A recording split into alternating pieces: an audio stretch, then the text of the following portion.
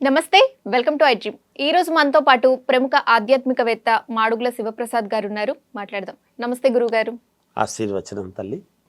గురుగారు, రాముడు శివుని విల్లుని ఎత్తాడని అంటారు కదా!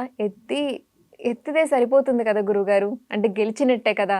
విరిచాడు అని కూడా అంటారు. దీనికి విశ్లేషణ మా ప్రేక్షకులకు తెలియజేస్తారా? చాలా మంచి ప్రశ్న తల్లి. ఎవరికీ రాని ఆలోచన మీకొచ్చిందని నేను అనుకుంటున్నాను. రాముడు శివవిల్లును ఎత్తాడు. రావణాసురుడు ఆత్మలింగాన్ని సైతం పొందినవాడు, నిత్య శివపూజా దురంధరుడు. మరి ఆత్మలింగాన్ని తీసుకున్నాడు రావణాసురుడు.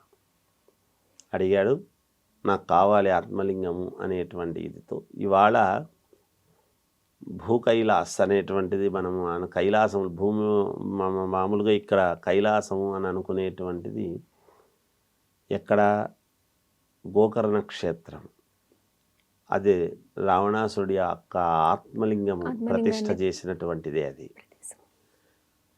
అటువంటి ఆత్మలింగాన్ని సైతం రావణాసురుడు పొందగలిగినటువంటి వాడు. శివుణ్ణి చాలాసార్లు ప్రత్యక్షమైనాడు. శివుడు ప్రత్యక్షం చేసుకున్నాడు రావణాసురుడు. అంత శివపూజా దురంధరుడు. శివుణ్ణి తప్ప ఇంకొక దైవాన్ని నేను పూజించను అని అన్నటువంటి వాడు.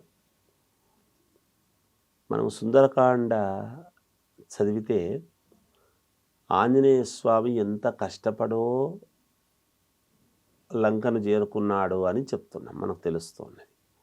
అటువంటి రావణాసురుడు సునాయాసముగా మరి సీతా అమ్మవారిని తీసుకొని పోవడం జరిగింది.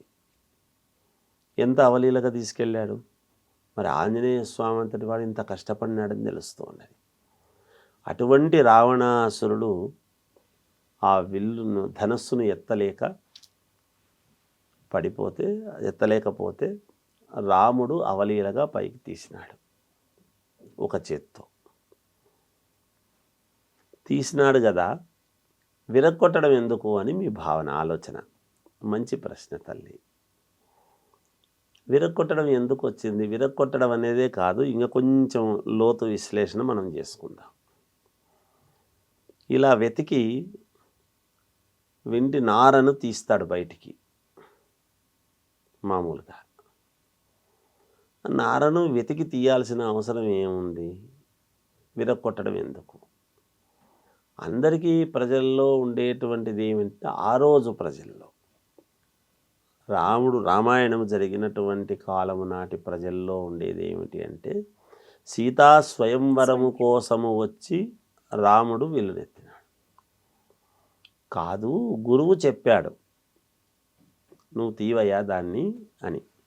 సీతా అమ్మవారి ఇది స్వయంవర సందర్భముగా అక్కడికి వెళ్ళి మామూలుగా తీయమని చెప్తే తీశాడు.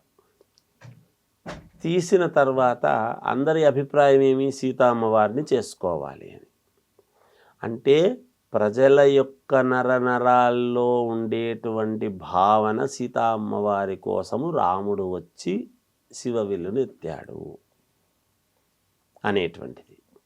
అక్కడ ప్రజల యొక్క అభిప్రాయము ఇది తప్పు, మీ మనస్సుల్లో ఉన్న భావన తప్పు, నేను అందుకోసము ఈ విల్లును ఎత్తలేదు, నా గురువుగారి యొక్క అనుజ్ఞ మేరకే నేను ఈ విల్లును ఎత్తాను అనేటువంటి భావన కోసమే ప్రజల యొక్క అంతర్గర్భములో మనోభావాల్లో రూపాల్లో ఉండేటువంటి దాన్ని, ఆ లోపల ఉండేటువంటి వాళ్ళ యొక్క అభిప్రాయాన్ని బయటికి తీసినట్టుగా వింటినారను బయటికి తీసినాడు అని మనం అర్థం చేసుకోవాల్సింది.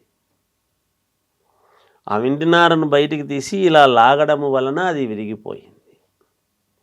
విరగొట్టడం అంటే ఏమిటి అంటే, మీ అభిప్రాయము తప్పు అనేటువంటి దానికి సందర్భముగా విరగొట్టడం అనేది జరిగింది. నేను అందుకు రాలేదు, దానికి కారణము చేతనే మళ్ళీ ఏమైంది? అమ్మవారిని చేసుకోమంటే నాకు ఏమైనా చేసుకోవాలి, ఎవరిని చేసుకోవాలి అని నిర్ణయించవలసినటువంటిది నా తండ్రి గారు అనేటువంటిది చెప్పడం జరిగింది రాముడు. పితృవాక్య పరిపాలకుడు అనేటువంటి ఇది ఎందుకు వచ్చింది? ఇంకా వెళ్ళాను కదా, శివవిల్లును ఎత్తాను కదా, అమ్మవారిని చేసుకొని పోతానులే నేను, ఏముంది లేదు అనుకోలేదు ఆయన. అలా అయితే రాముడు ఎట్లా అవుతాడు? రాముడి యొక్క అభిప్రాయం ఏమి అంటే అందరూ అనుకుంటున్నటువంటి అభిప్రాయము తప్పు అని తెలియచేయటానికి దాన్ని విరక్కొట్టడం అనేది అవసరమైంది. లేకపోతే ఎత్తితే సరిపోయింది కదా, విరక్కొట్టాల్సిన అవసరం ఏముంది? అంటే వెండి నారను కనుక్కొని బయటికి తీయాల్సిన అవసరం అంటే ప్రజల మనస్సుల్లో ఉండేటువంటి భావనను బయటికి తీశాడు, అందరి అభిప్రాయాన్ని విరక్కొట్టాడు. అక్కడ ఆయన ఆ రూపకముగా తెలియచేశాడు. అందుకే రాముడు ఏమిటి అంటే రాముడు చేతల మనిషి, మాటల మనిషి కాదు. సమాధానము నోటితో చెప్పలేదు, చేతల రూపంలో ఆయన చూపించాడు. దీన్ని ధర్మ సూక్ష్మము అంటారు. ధర్మము వేరు, ధర్మ సూక్ష్మము వేరు. ఈ సూక్ష్మాన్ని గ్రహించాలి మనం.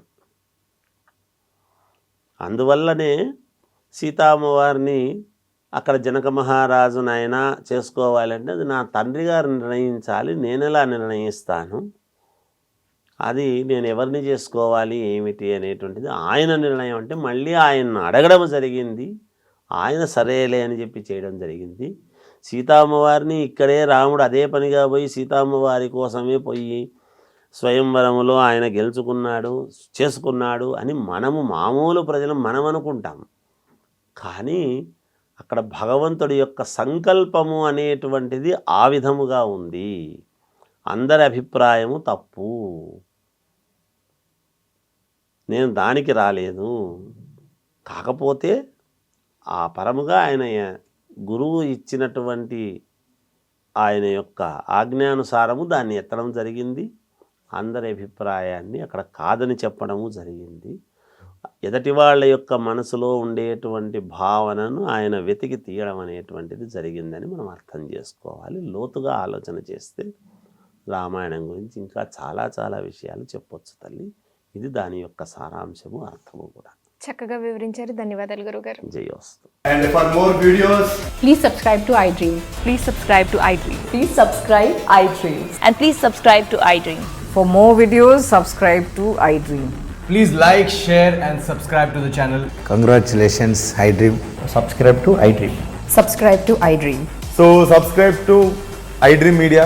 iDream ki iDream team andarki huge congratulations. Please subscribe iDream Media. Please subscribe to iDream. Subscribe iDream. Please subscribe to iDream. iDream అంటే నా కళల ఛానల్ సబ్స్క్రైబ్ చేసుకున్న నోరు తిరుగుతలేదు, మీరైతే గంట గుర్తు కొట్టండి. For more such videos, please subscribe to iDream. Subscribe to iDream. Please subscribe to iDream. Please subscribe iDream Media. Please do subscribe to iDream. Please subscribe to iDream Media. For best entertainment and information, please subscribe iDream. And don't forget to subscribe to iDream.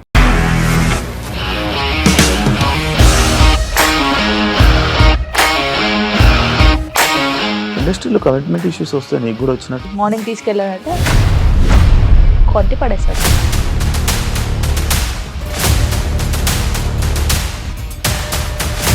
ఒక్కళ్ళు కూడా చూడలేదు ఈ cinema అని చెప్పడానికి కూడా చాలా ధైర్యం కావాలి. అది నిజం కదా, దాంట్లో ధైర్యం ఏంటి? ఇది నెక్స్ట్ డే ప్లేట్ మార్చేస్తే తప్పు కదా. As of now, we are comfortable this అని నేను అనుకుంటున్నాను. రష్మిక గారిది మీది ఒకే ఊరంట కదా. నీకు కోపం వచ్చిందంటే బాగా తిట్టేత్తరా? తిట్టేద్దామండి. నిజంగా గేమ్ ని ఎలా చేంజ్ చేయగలిగారు? ఏపీఎస్ఎఫ్సి వాళ్ళకి 6 నెలల్లో నేను 6 లక్షలు కట్టా. బిజినెస్ చేయాలనుకుంటే it is as difficult as riding a tiger.